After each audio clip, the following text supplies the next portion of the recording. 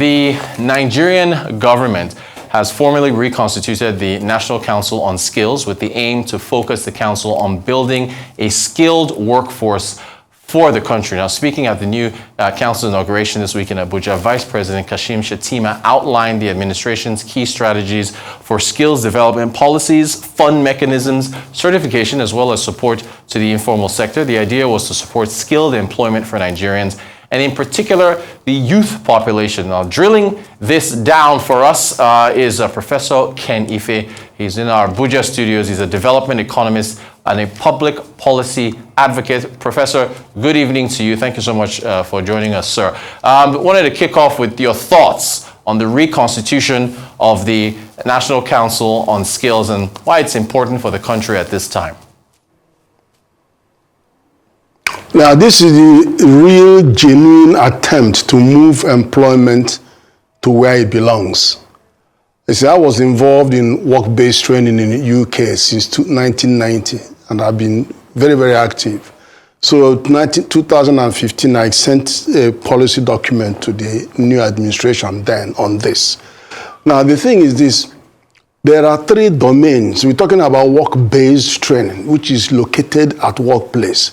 We all know the difference between what the industry wants in terms of labor market requirement and what the academia turns out. There's a big gap, mismatch between the two. So what the reason is that you need to have some, if you want to develop skills, then that skill has three domains. You have the first domain, which is called the cognitive domain. Then you have the second domain, which is called the affective domain. And then you have the most critical when it comes to workforce, which is the psychomotor. That's where the competence is developed. There may be ways you may try to simulate, but that is where the work is developed. It's developed in the context of what the worker wants, what the industry wants. And if you have that skill, you're hired. If you don't, you are fired. So, but for this system to work well, all you have education coming in on education business partnership, which is about work placement. And then you have entrepreneurship development, which is a variety of that because you're doing on entrepreneurship. So that you have all that apprenticeship system and business mentoring. These are all the components on the side of entrepreneurship agenda. So when you come to the cognitive domain, yes, it's about underpinning knowledge. Schools can deliver that. Universities can deliver that. You come to the affective domain, you're talking about skills, yeah, okay. A whole lot of that can also be developed by them. But you come to competence, which is what the employers want. I have this machine. I want you to learn how to use this machine.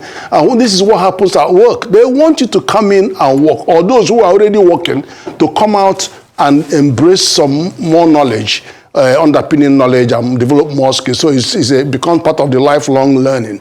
So you've got to have that interaction. It's not two ways. But for you to implement that, you need to have skills council. Because it's the skills council, the sector skills council, that define the standards.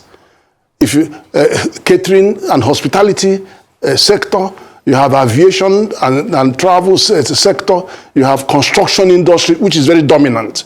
So they define the standards, and then we now have a national qualification framework for implementing the standards.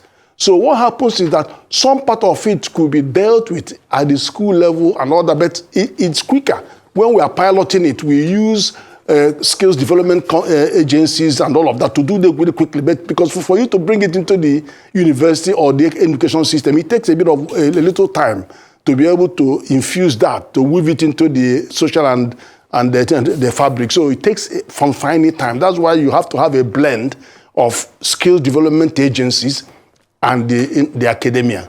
But in the end of the day, there are an army of people that come to monitor this. You have them, you have the verifiers, and then you also have, so there are two levels that come to actually verify that this is what meets the standard. And then you have assessors, work-based assessors, who will come and assess that you have actually reached that level of competence.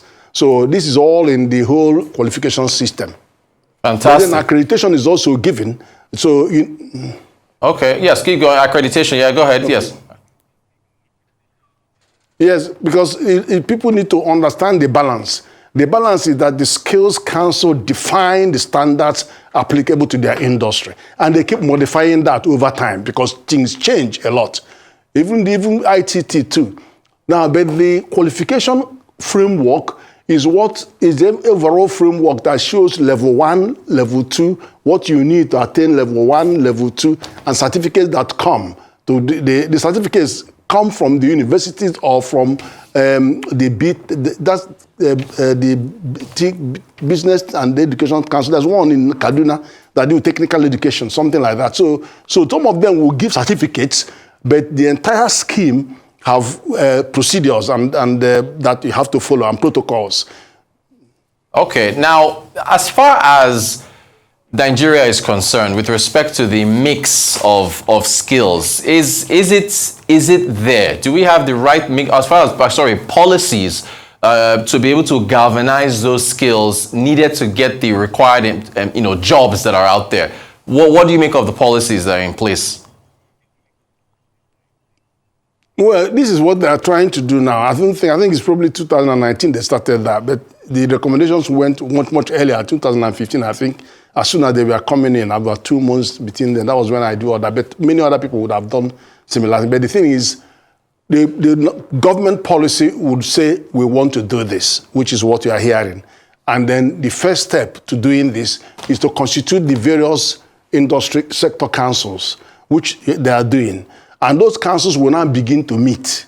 And when they meet, they begin to identify what levels of competence that are required for you to meet the standard. What standards are required to meet this level of competence, level 1. Level 2 is like secondary school. Level 3 is, be technical. Then level 4, you graduate, and then level 5, masters, level 6. So they will have to define what in their industry they require for you to attain level 3 or level 4 degree of competence. So that kind of thing. And then, of course, there are underpinning knowledge components and skills components which may already exist in the education system. So you now begin to marry them so that people could have the option of stay at work and go and get a bit of that underpinning knowledge 1 day a week. Or those who are doing the training will have time that they will spend with the employer getting meeting the competence requirement. But there are what we call APL. Which is where you are recognizing prior learning. That is accreditation of prior experience or accreditation of prior learning. So somebody may be working in an industry for 30 years, but hasn't got any certificate to show for it. So what happens is that they go through the procedure, the process, and then they can get accredited. Those skills, they will create portfolios which could be verified and which could be assessed to show, oh yeah, they can actually do this, they can do this. But gentlemen, I think you need to get a little bit underpinning knowledge so you can explain and understand, so it gets a little bit. Then they can get qualifications issued to them for the level of competence, and it helps progression in the workplace, as well as allow people to come in, and from day one, they will hit the ground running, so that you don't waste employers' time. And then, employers are very reluctant to train, for the simple reason that they will invest all their money on training somebody. When you are about to be ready, you start demanding 2 times your salary, or you bugger off to another person that will be. And that buggering off is because there is shortage of skilled staff in those areas. So they keep pitching for the highest bidder. So these are some challenges. And then if government support has to come in, because government needs to lubricate the financial architecture of this. You don't come and tell employer, oh, because we want to do that, then let them fund everything. They won't. They will shy away. So there has to be a way. And one example is this. I'm surprised that you would want to give conditional transfer to young people who should use that money to provide some allowance for them to be able to embrace the scheme so that they can get jobs at the end of developing those skills. So it's one way that the government does it in UK and in America. So they use that as sweetener to enable them meet some little costs, and then they will now embrace the training program. And in the end of the day, they get employed. And the second one, of course, Nigeria has 42 million MSMEs, and it's amazing that we are 48% of the MSMEs in Africa, 90 million. So if each MSME from the 42 million, takes one person, one young person. Immediately you create 42 million jobs or enterprises. Or if you have a mix of business mentoring, you have a mix of skills development and competence development, you have all that, but the implementation, it could be one for small, for micro, and then maybe a mini could take two, and then small can take three. So, but that is just see how we could, and we could transform this space called unemployment just by making sure we lock in our young people into these MSMEs and give them all that little money you are sharing them. Let it be a contribution towards their allowance and maintenance while they are receiving that training. Some can do theirs in 6 months and they're okay and they can hit the ground. Some may take up to a year, and then it depends on the kind of sector and the requirements of the standard of that particular vocational standard. Professor, what about the rural side of the equation? There's been a heavy, rural-urban migration, or even, look, here I am in Lagos, here you are in Abuja. These are the two states where you've seen most of the inflows of people looking for opportunity. We got 36 states plus where you are, plus the Federal Capital Territory. How do we get to a stage where you have anecdotal evidence of somebody saying, oh, I'm going to Benue to get a job, or I'm going to, Kano, as opposed to everybody just going to either Lagos or Abuja? How do we spread this out and scale it for the other states? First of all, this is actually the answer. This program is the answer to your question. Because, first of all, when you are looking at the skills, there's a focus on transferable skills. Because when you are talking about the industry defines their skills and their standard.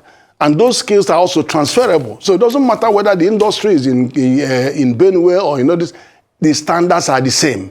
And they can be transferred from one location to another. But if you consider, for example, by 2030, the statistics say that we have a population growth rate of 3%, but we have an urbanization rate of 4.6%. So from today, which is about 50% split, by 2030, it will be 75% to 25%. So it will be only 25% in the rural area, and 75% will go into the city. So we have to deal with this, because this is the framework that will allow you to address that. But more especially if you come to agribusiness area, then you will see how this implementation can actually be very, very helpful. And then you have many of the skill areas where you can deliver the rural community or the rural youth address them. Even in technology, they don't have to go to city to get the job, because if you have the digital skills which you can acquire and then you can deliver the competence level, then you can operate from anywhere you are. Then financial literacy skills and all that stuff, you can still operate from local areas. Then you can have all these things, you can set up all kinds of shops, virtual shops, a lot of that is going on right now. So, Professor, we're rounding off, but very quickly, how can we tell this has had an impact? Do we have you back in 6 months or a year? What metrics do we use to know that this is actually moving in the right? How much time should we give it to show that something has happened, to show improvement? Well, the thing is, first of all, we need to see the rollout of the schemes.